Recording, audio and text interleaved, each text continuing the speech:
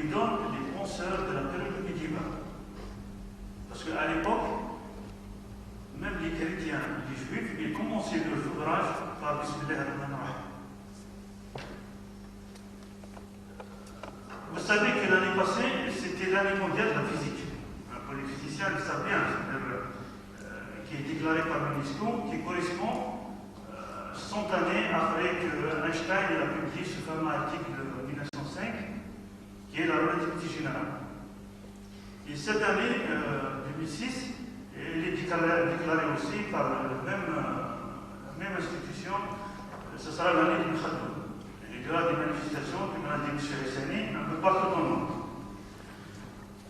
Moi, personnellement, ce qui m'intéresse,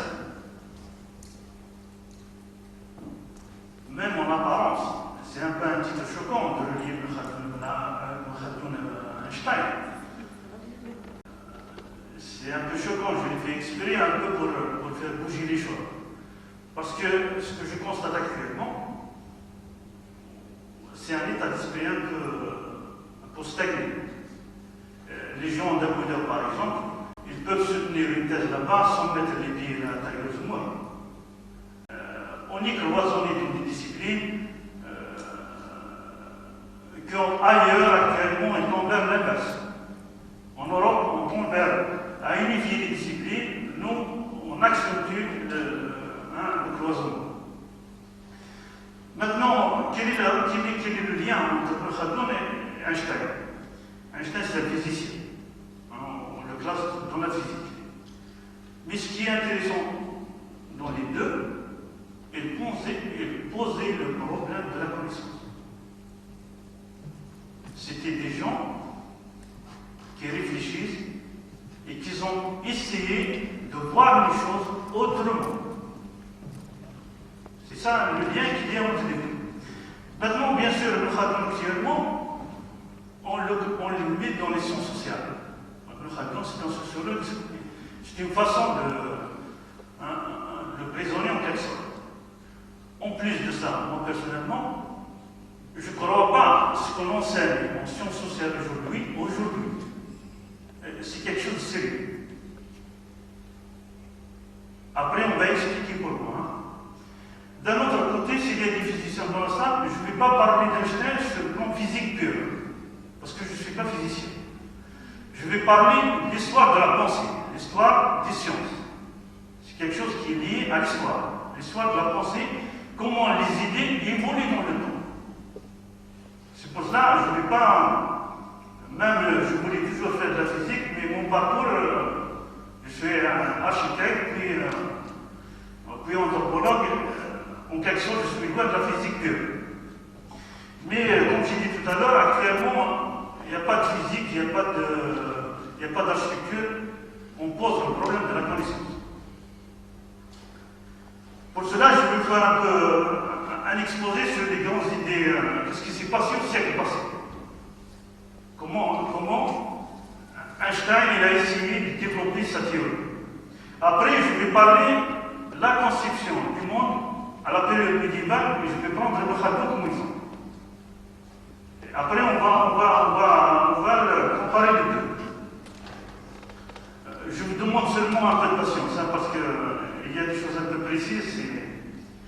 Einstein disait à Heisenberg, c'est un physicien aussi, il disait observer signifie établir une relation entre un phénomène et une autre réalisation du phénomène.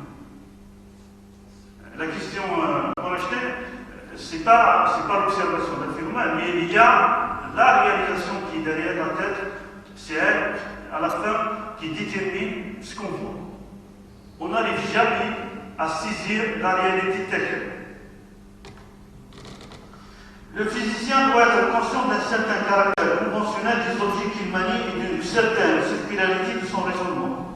Nous avons dit Freud, souvent entendu formuler l'exigence suivante: une science doit être construite sur des concepts fondamentaux, clairs et nettement définis. En réalité, aucune science, même la plus exacte, ne commence par de telles définitions. On peut enfin s'interroger sur la réalité de certains objets. existe-t-il réellement ou bien ne sont-ils que des artifices de calcul au défi de la mémoire? Hein, ce qu'on dit en général en physique, on parle des trous noirs, mais est-ce que c'est une réalité ou est-ce que ce n'est que le fil de la mémoire? En définitive, la consistance de notre représentation repose sur la cohérence logique, sur l'absence d'observation contradictoire et sur la convergence de méthodes fondées sur des processus différents et pratiqués par des opérateurs différents. La carte ne sera jamais le territoire. Ça veut dire, ce qu'on cherche, toutes les théories, elles essayent de nous présenter une carte. Mais la carte ne sera jamais le territoire dans sa globalité. La science, insiste Einstein et Einfeld, n'est pas une collection de lois, un catalogue de faits non reliés entre eux, et une création de l'esprit humain, au moins d'idées et de concepts librement inventés. Les théories physiques essaient de former une image de la réalité et de la rattacher au vaste monde des impressions sensibles.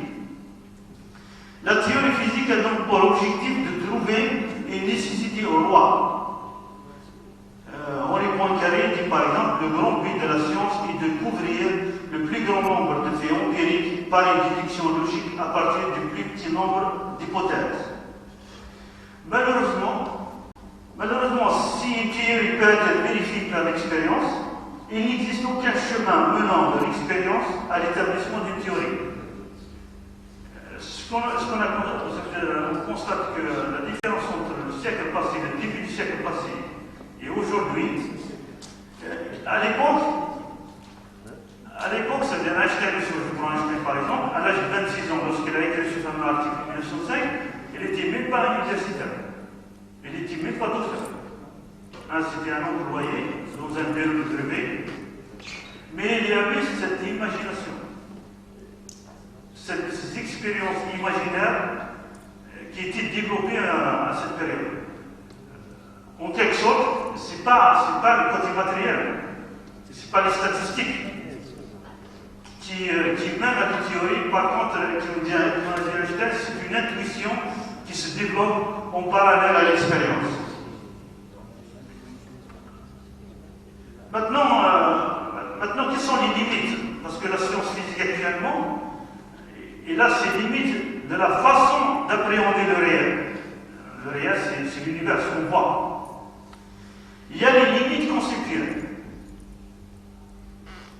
Il vous faut toujours, chaque théorie, il demande un concept. Et le concept, en général, c'est lui qui détermine ce qu'on voit. Louis de Broglie, par exemple, c'est un physicien écrit, la physique théorique bénéficie de la puissance créatrice presque infinie de l'esprit humain dont il procède. Mais par contre, il ne peut s'affranchir entièrement ni de ses tendances instinctives, ni de ses imperfections. Je donne par exemple l'exemple d'un électron.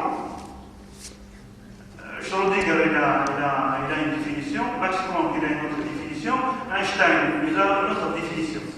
C'est-à-dire là, on n'arrive pas à former un concept cohérent du phénomène.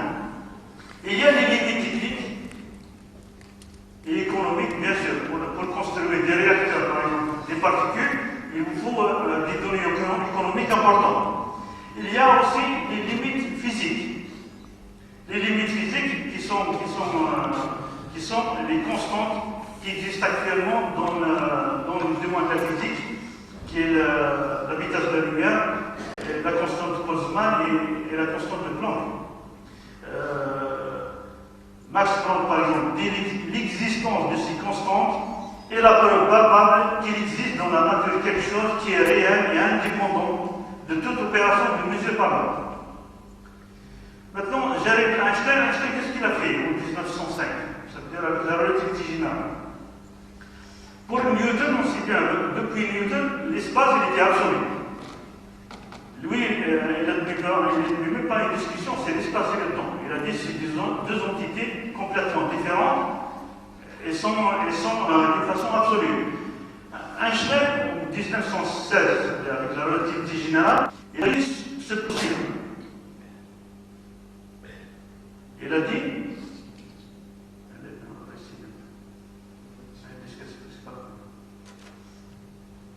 il a dit posturions ce qu'on appelle le flux. Dans la nouvelle théorie de la relativité générale publiée en 1916, Einstein n'a pas hésité à bouleverser totalement la conception que nous avons de la gravitation en raisonnant sur un espace-temps à 4 dimensions. Dans cette optique, et pour sauvegarder l'invariance de la vitesse de la lumière, ce n'est qu'un postulat, la vitesse ce fameux de la vitesse de la lumière est constante, ça reste qu'un postulat. Il a modifié la gravitation, qui était une force, et l'a transformée en géométrie.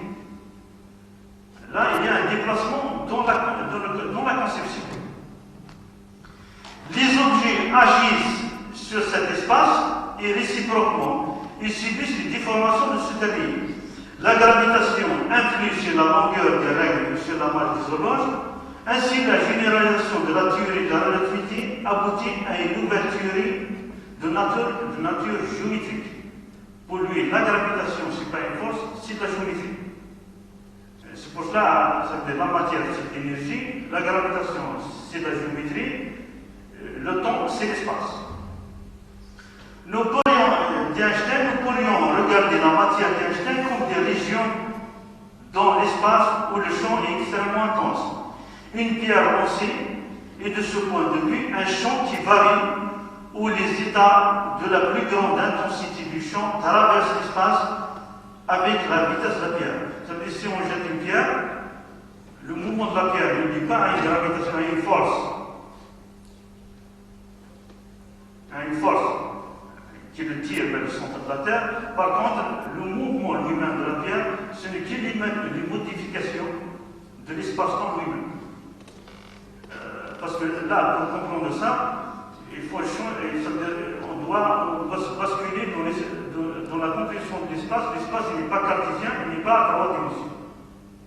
Il rentre la dimension du temps, avec le flux. Ça veut dire tout, c'est un flux. Pour lui, il était convaincu que l'univers est un tout, que tout est en fin de compte équivalent à tout. C'est ce qui est intéressant dans sa pensée. Malheureusement, toutes les tentatives d'Einstein pour établir une théorie unifiée du champ, elles ont échoué. C'est-à-dire qu'il a passé les 30 dernières années de sa vie à essayer de trouver cette théorie, mais il n'a pas pu faire. Même son prix Nobel en 1922, il a eu, à cause de ses recherches sur la lumière. Mais la relativité, ça restait un chantier. Il a balisé il a mis quelques postulats pour cette théorie, mais il est resté, et jusqu'à aujourd'hui, en tous les cas, c'est un chantier. Le problème sur lequel buta Einstein fut celui de l'unification de l'électromagnétisme et de la gravitation. À l'époque, il y avait ces deux forces. Après, les physiciens, ils ont ajouté ce qu'on appelle la force nucléaire, forte et faible. Et actuellement, les physiciens, ils cherchent à unifier ces 4 forces. Par contre, ce qui est le problème qui se posait pour Einstein, c'est la mécanique quantique. Elle était complètement opposée à cette théorie. Tout simplement parce que, pour lui, la relativité, il y a le principe du déterminisme qui l'a construit. Par contre, la mécanique quantique s'est basée sur le mot probabilité. Il a refusé toute cette théorie à cause de ce mot.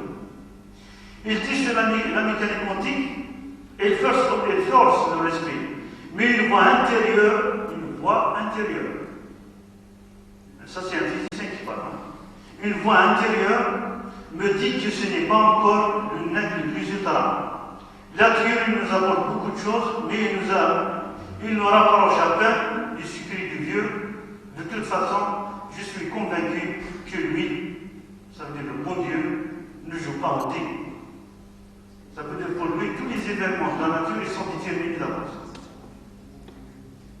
Ça veut dire, c'est pour cela, la relativité, ce n'est pas une théorie purement physique, parce qu'il a un pied dans la métaphysique. C'est pour cela, jusqu'à l'instant, ça restait, comme il a dit Max Born, c'est un physicien. Il a dit, je suis convaincu que la physique théorique, c'est de la philosophie à la fois. Et actuellement, les physiciens, ils tombent vers cette démarche. Ça veut dire introduire ce qu'on appelle la spéculation.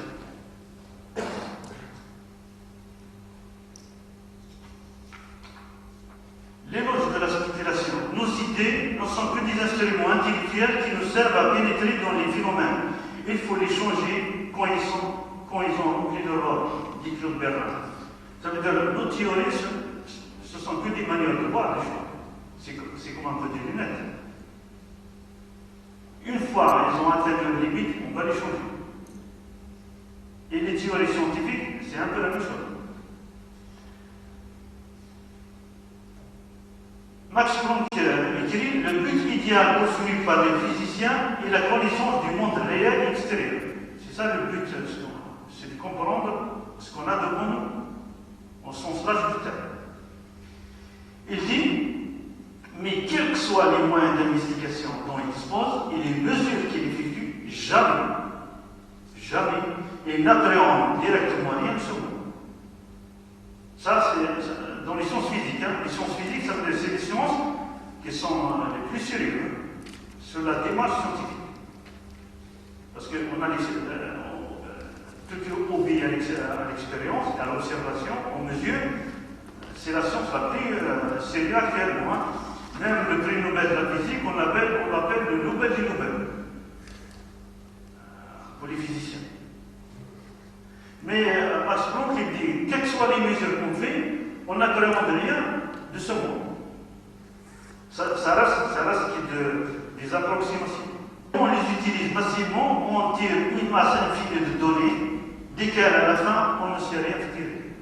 Ça, actuellement, dans les labos de physique, vous voyez, on a des statistiques, on a des calculs. On fait ça, mais à la fin de compte, qu'est-ce qu'on va faire avec? Aucune découverte fondamentale n'a été faite en physique théorique depuis plus de 60 ans.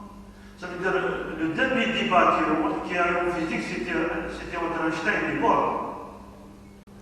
Et à partir de là, il n'y a aucune théorie au sens propre du terme, hein, qui est née à partir de la première moitié du XXe siècle. C'est pour cela le physicien Jean-Louis Charon, par exemple, il dit, après les années 50, c'est-à-dire siècle passé, c'est le Moyen-Âge de la physique. Et c'est pour cela même Einstein dit que la physique il est aux mains des pompiers. Ça diminue, c'est le côté expérimental qui a dominé. Que la recherche qui était au début du siècle. À l'époque du début du siècle, il posait des questions plus profondes qui est la recherche de l'harmonie universelle. Qu'en est-il de l'avenir de la physique en ce début du 3e millénaire? Jusqu'au XVIIe siècle, l'étude de la nature a fait partie de la philosophie. Les débuts de l'expérimentation ont conduit à distinguer cette étude des doctrines philosophiques et la science a progressivement étendu son domaine. Mais depuis quelques décennies, le physicien est amené dans son désir d'unificateur à se poser des questions qui autrefois auraient été considérées comme purement métaphysiques. Ça veut dire aujourd'hui, pour avancer dans la réflexion, et ça je vous parle des recherches qui sont d'actualité en Europe, hein. C'est du journalage récent. Ça veut dire pour avancer dans la recherche, dans la compréhension de la réalité du monde, on doit faire appel à d'autres moyens.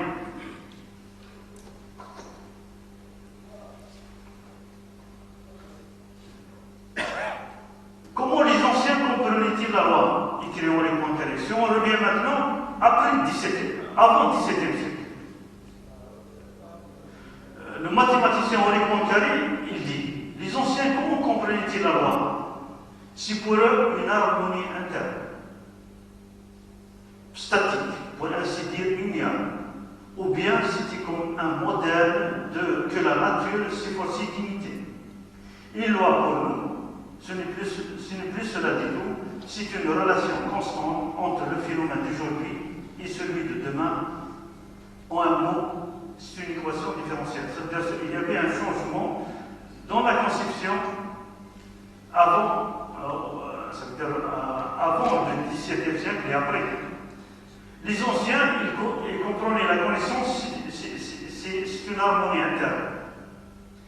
À partir du XVIIe siècle, c'était une relation. La science est devenue une relation entre le phénomène et l'observateur.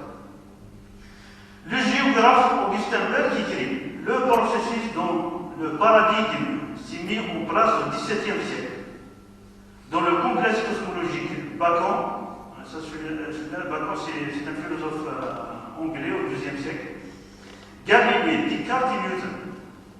Processus qui, à partir de ce moment, a commencé à transformer de plus en plus profondément le monde. Le motif capital de ce processus a été le dévoilement progressif de la dimension physique.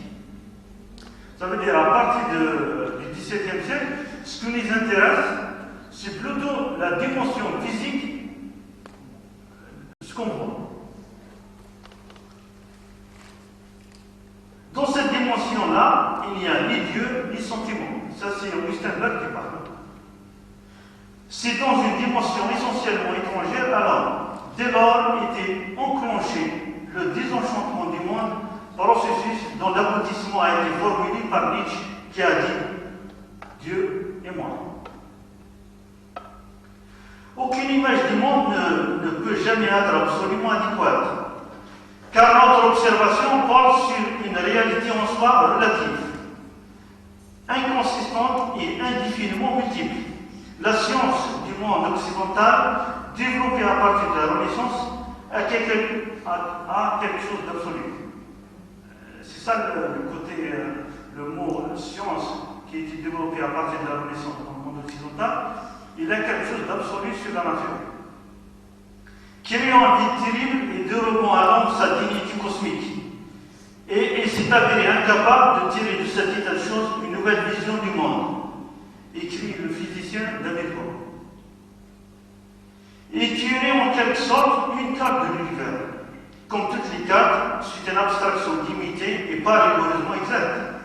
Les mathématiques offrent un aspect de la carte dans son ensemble, mais d'autres modes de réflexion sont indispensables. Là c'est un physicien qui parle comme ça. Actuellement, on utilise les mathématiques et l'observation et l'expérience pour comprendre les phénomènes de la nature, mais il dit que tous ces moyens, ils ont une limite. Il faut chercher d'autres modes de réflexion.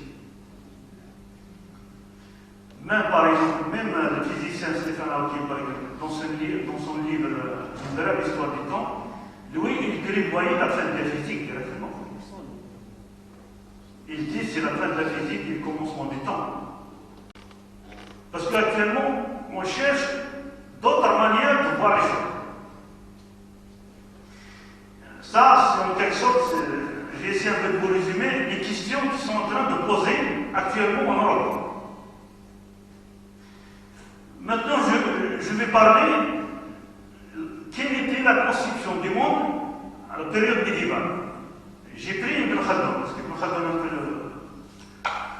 j'ai étudié sa pensée, j'ai passé plus de 10 ans à étudier son œuvre, mais ce qui caractérise la pensée médiévale, c'est une pensée globale. Ça veut dire, on le trouve chez Ibn Arabi, on le trouve chez Ibn Khaldun, c'était tous les auteurs de la période médiévale, ils baignaient dans la même conception. C'est ça ce qui est intéressant. Maintenant, je vais vous expliquer, je vais vous présenter qui était Ibn Khaldun, parce qu'actuellement, Ibn Khaldun, on dit c'est un sociologue, il parle l'après-midi, il nie l'après-midi ce qu'il dit le matin. Et actuellement, les dites sociologues, ce ne sont pas des scientifiques au sens propre du terme.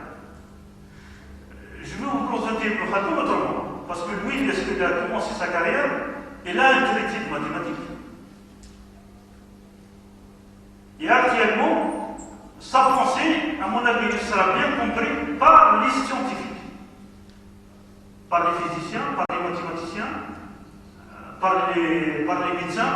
C'est ça ce qu'on appelle actuellement dans l'université les sciences rationnelles.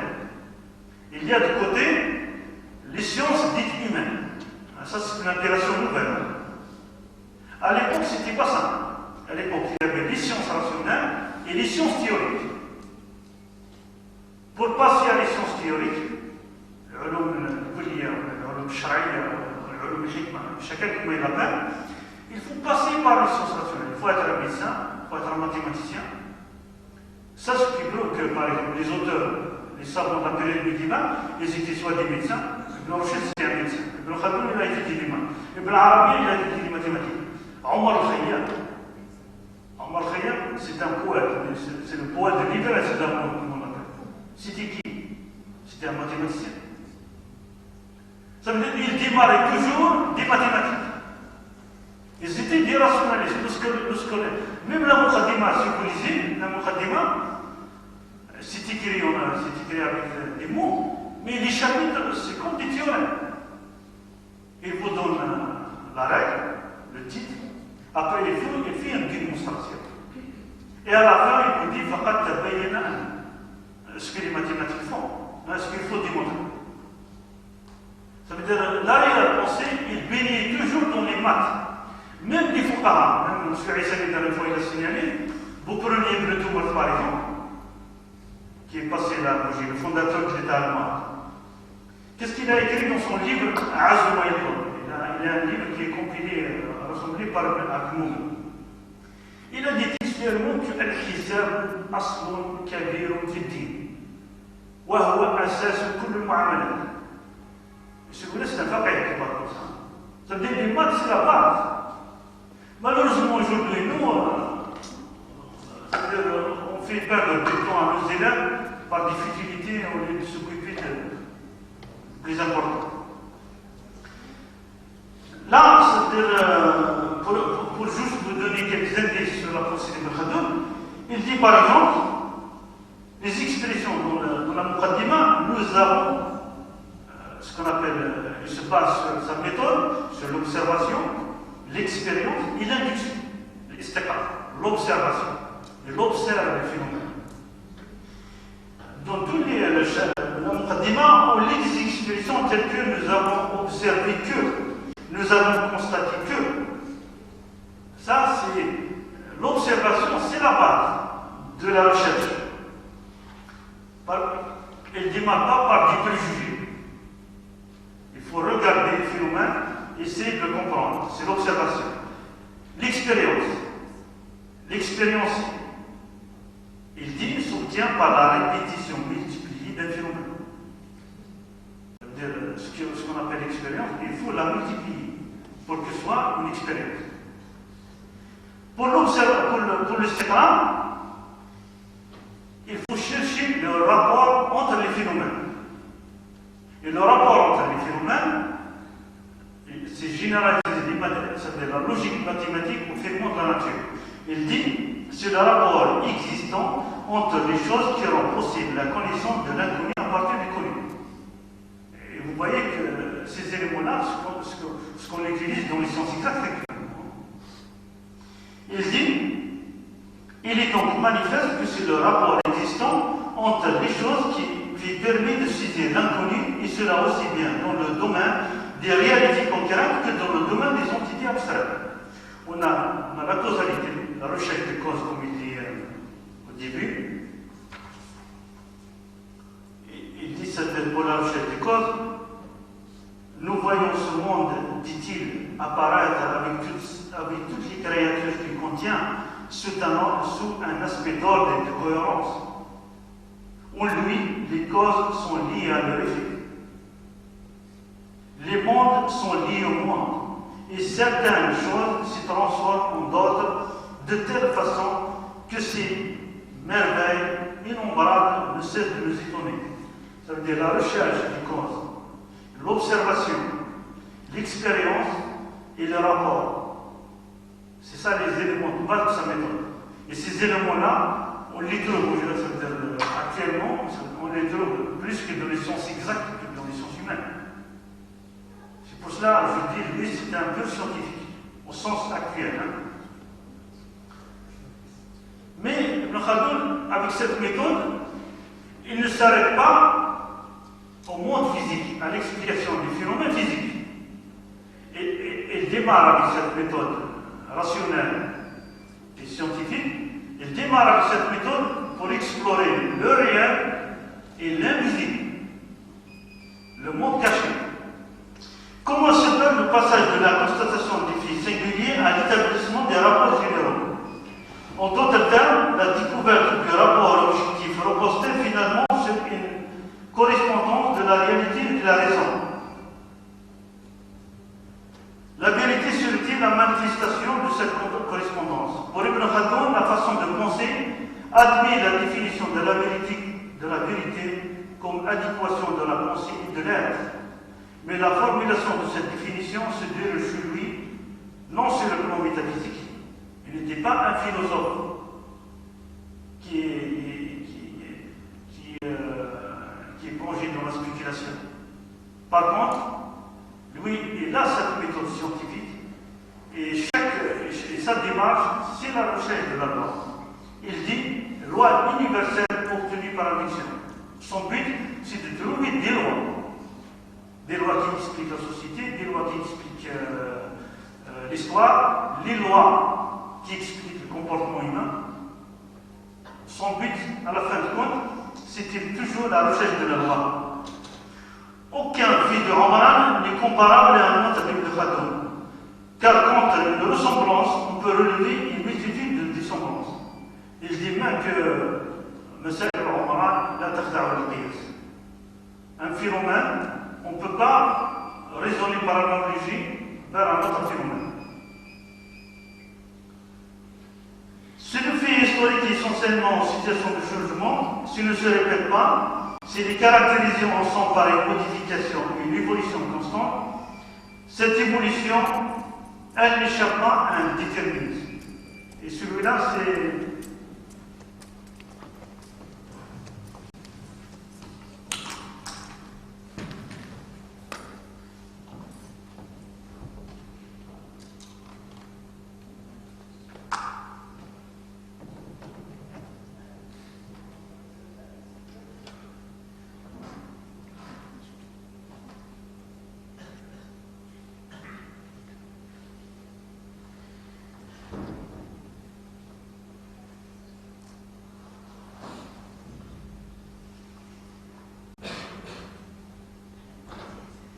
Là où on retrouve l'idée d'Einstein, c'est le déterminisme dans les faits de la nature. Bien sûr, là, pour comprendre un peu la pensée de Khaldun, il faut l'imaginer dans trois univers complémentaires. Lui, il appelle cette science qui a développé le Omran.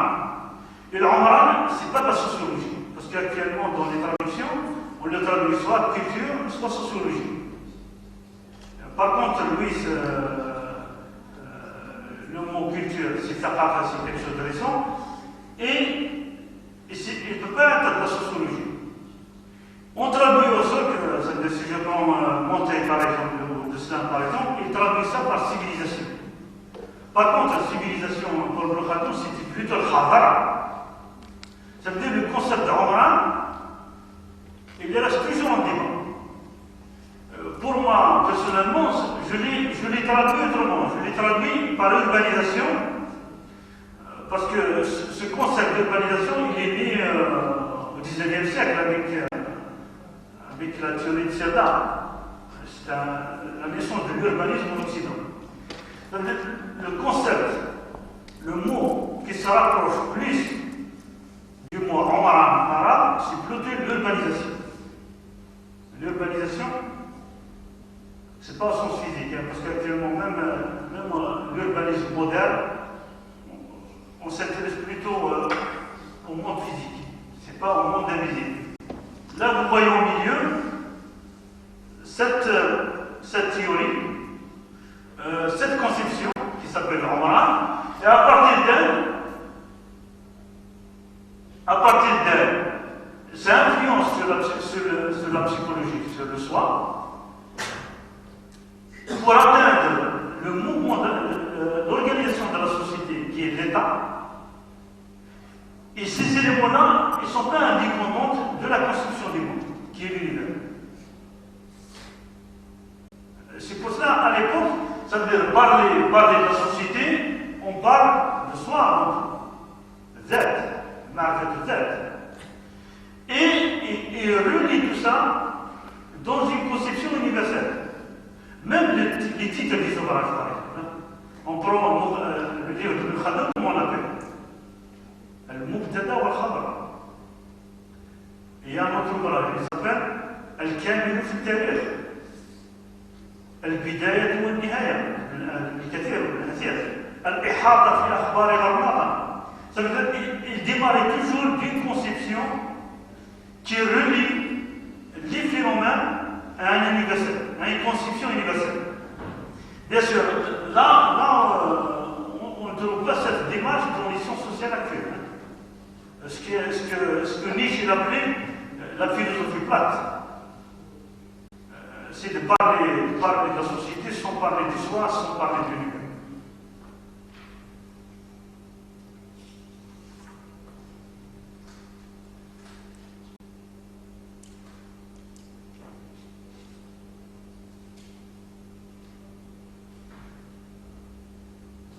Dans la Muqaddimah, qui est composée de 6 chapitres, le mouvement sous-jacent, parce qu'il y a une unité dans sa pensée.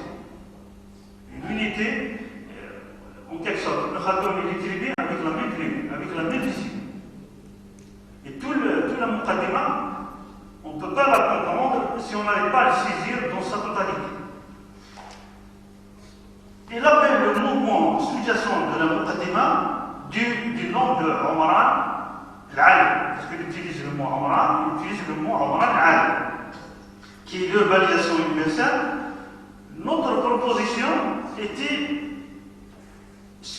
tout ce qui est, elle appelle l'urbanisation, tout ce qui existe, elle appelle le nom de l'urbanisation universelle, Omran al-Alim, et que tout doit être expliqué dans les termes de forme dérivée de ce flux universel.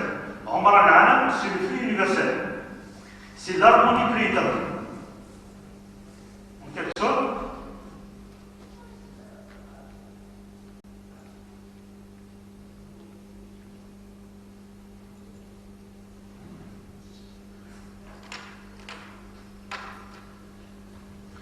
voilà, ça c'est un schéma de moi-même. C'est mon interprétation de cette structure sous-jacente de la Muqaddimah. Chaque mouvement de la conscience a un certain contenu implicite, qui est un premier plan, et un contenu implicite qui est un arrière-plan correspondant. Non seulement l'expérience immédiate est mieux comprise dans les termes de l'ordre implicite, mais aussi que la pensée doit être fondamentalement saisie dans cet ordre. Nous ne voulons pas simplement désigner le contenu de la pensée, pour lequel nous avons commencé à utiliser l'ordre implicite. Nous voulons dire que aussi la structure réelle, la fonction et l'activité de la pensée sont dans l'ordre implicite. Pour généraliser de façon à mettre la totalité indivise en évidence, nous disons que ce qui est un ordre implicite, ce qu'on appelle l'invisible, c'est l'urbanisation universelle, c'est la qui a une totalité intacte et indivisible. Dans sa totalité, l'urbanisation universelle n'est limitée d'aucune façon spécifiable. Quel qu'il soit, il ne doit se conformer à aucun ordre particulier et n'est lié par aucune mesure particulière. Et n'importe quel événement, objet ou entité observable et descriptive, quel qu'il soit, est abstrait du flux de cette urbanisation. Ça veut dire, pour le Khadim, tous les phénomènes qu'il voit, qu'ils soient au niveau politique, qu'ils soient au niveau de la société, qu'ils soient des phénomènes physiques, tous ces phénomènes ils sont liés à une seule racine qui s'appelle Omran al-Alim, l'urbanisation universelle. Pourquoi? On se pose la question pourquoi? L'univers d'Ibn Khaldoun, avec sa hiérarchie d'éléments simples et complexes, suit un ordre naturel de haut en bas, de façon que tout ne fasse qu'un, une union inséparable. Et là, c'est le point de départ. C'était l'unité qui existe dans les phénomènes de la nature. Selon la conception unitaire du monde, finie spirituelle, c'est-à-dire la constitution du monde à l'époque, il était vu de deux façons. Il y a le monde sensible, mais il y a le monde spirituel derrière. En même temps, la vérité métaphysique contenue dans cette vision des choses reste indépendante de la simple image du monde en question. La matière reste un aspect et une fonction de Dieu. À l'époque, il n'y avait pas la matière. Il y a la matière, mais c'est une image. Si je prends ce stylo par exemple, aujourd'hui on l'appelle un objet. Mais cette conception d'objet, elle est née seulement à partir de la Renaissance. Avant la Renaissance, c'était un objet et une image. C'était autre chose. L'approche scientifique limite strictement la relativité à un plan unique. Tandis que l'intuition, c'est ça la différence entre l'approche scientifique actuelle, on reste dans le domaine de la matière. Par contre, à l'époque, il y a la matière, mais il y a l'intuition. Einstein a pris cette conscience, même Einstein il a soulevé ce point, ce qu'on appelle la religiosité cosmique. C'est un physicien, c'est pas un moine ou un religieux. C'est un physicien qui parle. Il cherche ce qu'on appelle la religiosité cosmique. Il dit que cependant peuvent atteindre la religion d'un ultime degré, rarement accessible dans sa totalité, j'appelle cela religiosité cosmique. Je ne peux en parler facilement, puisqu'il s'agit d'une notion très nouvelle et qu'aucun concept d'un Dieu anthropomorphe n'y correspond. Ça, il a créé ça au début du siècle passé. Même lui, il était engagé dans cette conception, la recherche de cette unification de l'être, du Wujud. L'être hydro, le néant des souhaits et volontés humaines, découvre l'ordre et la perfection là où le monde de la nature correspond au monde de la pensée. C'est Einstein toujours qui parle. L'être ressent alors son existence individuelle comme une sorte de prison et désire retrouver la totalité de l'être comme un tout parfaitement intelligible. Parfaitement intelligible. Ça veut dire l'être, le Wujud, il n'est pas physique, mais il est intelligible. Je soutiens vigoureusement que la religion cosmique est le mobile le plus puissant et le plus généreux de la recherche scientifique. Ce qui pousse les chercheurs à inventer, c'est ce souhait, c'est cette volonté d'atteindre l'être, de comprendre l'être à la fin de compte. C'est pour cela on voit tous ces chercheurs, à la fin de leur vie, ils basculent dans la spiritualité. C'était le but de l'homme sur terre. Et la spiritualité, ce n'est pas la religion. Parce qu'aujourd'hui, la religion, comme disait Ibn Khaldun, ça devient un fonds de commerce. C'est Muntahili al-Ibada, comme ils appellent. Et la spiritualité, c'est autre chose. L'historien d'art, Philippe Serre, celui-là, il étudie l'histoire de l'art. Il a constaté, c'est un occidental, l'Orient se sert de l'image pour penser. Mais cette pensée n'est pas construite sur le modèle discursif. Une pensée où l'image métaphysique est actualisation d'une réalité cachée, constatable dans l'expérience mystique. L'invitation à un voyage au-delà de l'apparence, vers la réalité vraie. C'est ce qui fait la différence entre la pensée orientale, la pensée d'Orient, comme elle l'appelait, et la pensée occidentale. Il y a une différence dans le fond, dans la façon de comprendre les choses. Et ça, on peut le trouver chez Nietzsche, même Nietzsche a signalé ça, même Heidegger a signalé ça. Ça veut dire, même les penseurs occidentaux les plus sérieux, ils constatent qu'il y a une différence dans la conception des mondes, dans des civilisations par exemple Nicolas Copernic, on a inventé ce qu'on appelle l'héliocentrisme, que la Terre tourne autour du Soleil. Depuis Copernic, c'était ce système qui a arrivé. Mais on sait maintenant que les mathématiciens le savent bien.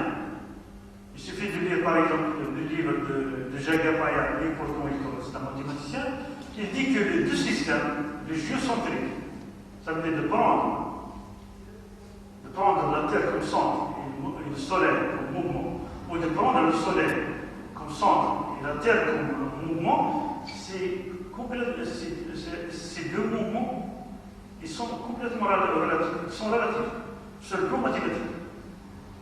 Parce que tout dépend de référentiel qu'on choisit. Je peux dire que la Terre tourne par rapport à un référentiel. Je peux dire que le Soleil tourne, c'est par rapport à un référentiel. Ça, c'est les mots. Mais dans la réalité des choses. Ibn Khaldoun dit dans un chapitre qui s'appelle Al-Hay'a, il dit que le centre de la Terre, il est distinct de l'astre, du centre de l'astre du Soleil, par le mouvement de récession et de précision. مركز الأرض مباين لمركز فلك الشمس نتيجة حركة الإقبال والإدبار. Ça veut dire quoi? Ça veut dire le système géocentrique, ce qu'on appelle le système géocentrique du monde, qui était à l'époque, il n'était pas seulement conforme à la réalité.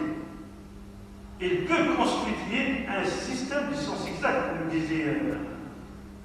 comme disait Titus Beckham. C'était la réalité des choses.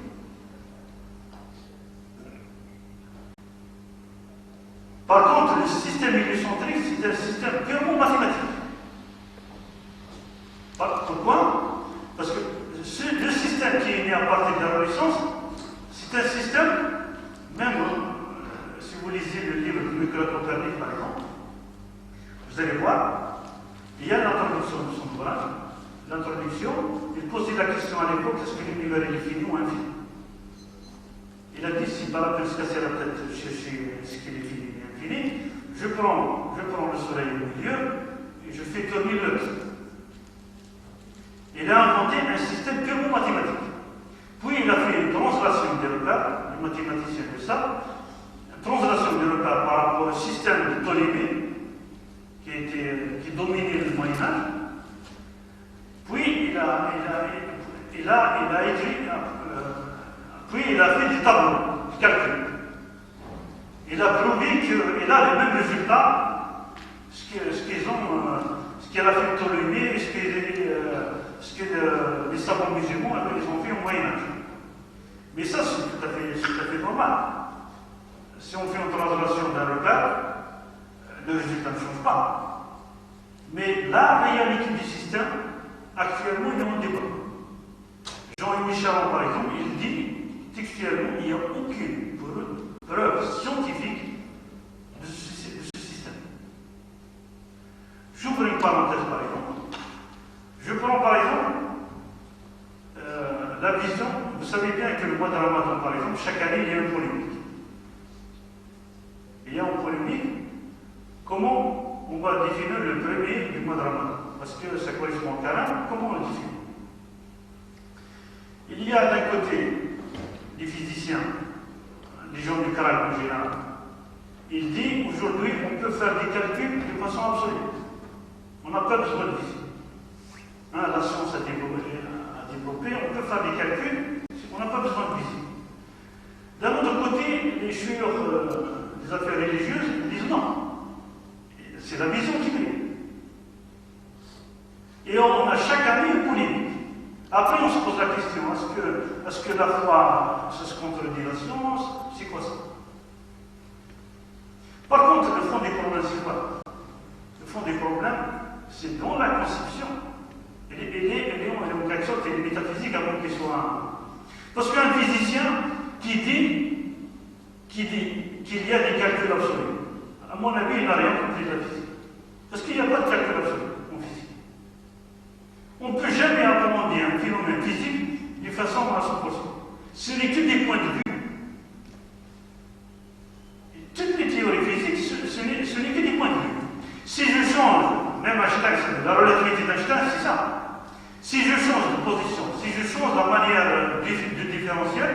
le phénomène peut changer.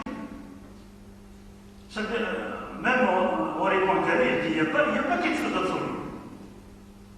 Et d'un autre côté, les chiures qui disent qu'il faut primer la vision, pourquoi ils ne parlent pas de la vision dans les autres phénomènes? Ils parlent que de la vision dans le équilibre. Par contre, la vision, c'est la base de la connaissance. Si on retourne à la période médiévale, on lit Ahmad Nabal. C'est-à-dire la vision, c'était la base de la connaissance. Il parle de la vision avec les fidèles qu'au début de Ramadan, mais après, il y a rien. Ça veut dire là, on peut trouver une solution intermédiaire en retournant à une conception réelle et adéquate du monde. Qu'est-ce qu'il dit Jean-Michel Charon? Ça, c'est à la fin du XXe siècle. C'est des ouvrages récents. En 90, il dit il y a une interaction directe entre l'esprit qui dit ce qu'il voit et la matière qui est vue. Si ceci a bon sens, le profond changement dans la manière de connaître qui caractérise le plus cette fin de notre seconde millénaire. Pour aller toujours plus loin dans la connaissance, ce n'est pas seulement l'unification entre les phénomènes purement matériels qu'il va falloir viser, mais encore l'unification entre matière et esprit. Ça veut dire ça, c'est pour aller de l'avant dans la recherche. C'est l'unification, c'est pas seulement des éléments matériels qu'il faut chercher, mais l'unification entre la matière et l'esprit. L'esprit humain a besoin de fonctionner dans une harmonie générale qui pourrait, à son tour, aider à rendre possible une société ordonnée et stable. C'est-à-dire même les problèmes de la société. Ils ont besoin d'un autre regard de la réalité pour comprendre le phénomène de la société. Et ça, bien sûr, comment on peut atteindre cette connaissance? Si on nous libère de l'intellectualisme de la science, que nous pouvons saisir notre propre nature et par là même de la nature en général, qui crée Max Weber. Ça veut dire que les théories scientifiques actuelles, en quelque sorte, ils sont un obstacle pour connaître nous-mêmes et connaître la nature. C'est par une expérience de basculement et de dévoilement qu'on peut échapper à notre enfermement et apprendre contact avec le lieu véritable de notre liberté. Inaugurer ainsi l'ère du sens et de l'image, moment de la création pure et utile, époque, ce qui est Kandinsky, le peintre Kandinsky, c'est un fondateur de l'école des Beaux-Arts, un des maîtres du mouvement moderne de l'architecture, il dit ce qu'on appelle l'époque du grand spirituel. Ça veut dire là, ça veut dire, Ibn Khaldun, avant 44 ans, avant qu'il se retire dans la Qala d'Ibn Salama, il était un simple faqih. Il n'était rien. Einstein, par exemple, pour Einstein, en terminale, il ne savait pas faire une division correctement. Mais à un certain moment de la vie, on change le regard. On bascule dans une autre conception des choses. Et c'est ça qui fait la différence, ce qu'on appelle un génie en quelque sorte. C'est pas un génie, c'est pas un bonhomme qui a deux têtes. C'est un bonhomme qui arrive à changer les lunettes en quelque sorte. C'est à un certain moment de la vie, il arrive à faire la synthèse et de comprendre les choses autrement. Bien sûr, avec cette intention, il donne un nouveau sens aux choses.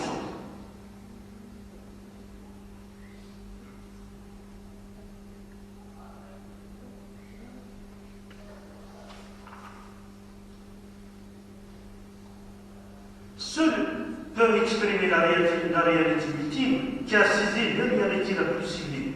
Seul peut voir le mieux, c'est celui qui s'est élevé le plus haut et qui est devenu, comme disait Ibn Khaldun, عقل صرف يتحد فيه العقل والعاقل والمعقول. Un intellect pur ou la pensée, le penseur et l'objet pensé ne font qu'un.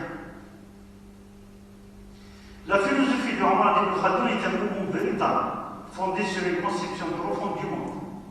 Ce n'est pas un sociologue, on organise des colloques en général folkloriques, après ça passe. C'est pas ça. Ibn Khattab, il peut, sa pensée, il peut vraiment être un moteur pour une nouvelle conception des choses. Ça veut dire une conception du monde, une conception de la société, une conception de tous les secteurs de la vie actuelle. Là, la science et la religion ne feraient plus qu'un. C'était à l'époque. C'était des scientifiques, des religieux. Ce n'est pas le cas d'aujourd'hui. Hein. Chacun dans son coin, en plus on se regarde. C'est l'unification, c'est la recherche.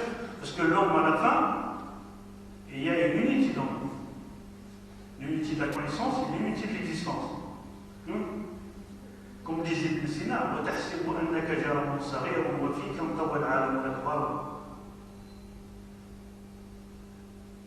وما على الله بمستنكر أن يجمع العالم في واحد.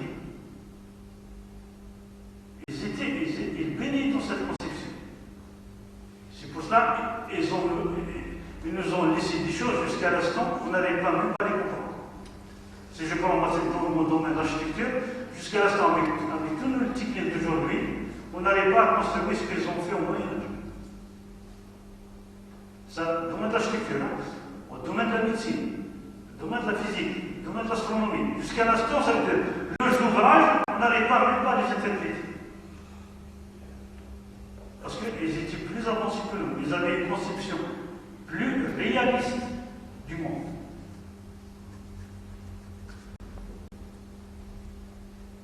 Bien sûr, le génie d'Ibn Khattab est inépuisable. On ne saurait l'embrasser d'un coup d'œil. On ne saurait l'approcher davantage qu'en l'abordant de différents côtés. Après qu'on a restauré et rétabli son unité profonde. Il ne suffit pas de comprendre cette conception du monde. Ce n'est pas une question de conférence. On peut faire une conférence et ça passe. Mais il s'agit aussi de vivre en elle, comme elle doit vivre en nous. C'est alors seulement que l'œuvre d'Ibn Khattab aura dévoilé son sens. Et je vous remercie.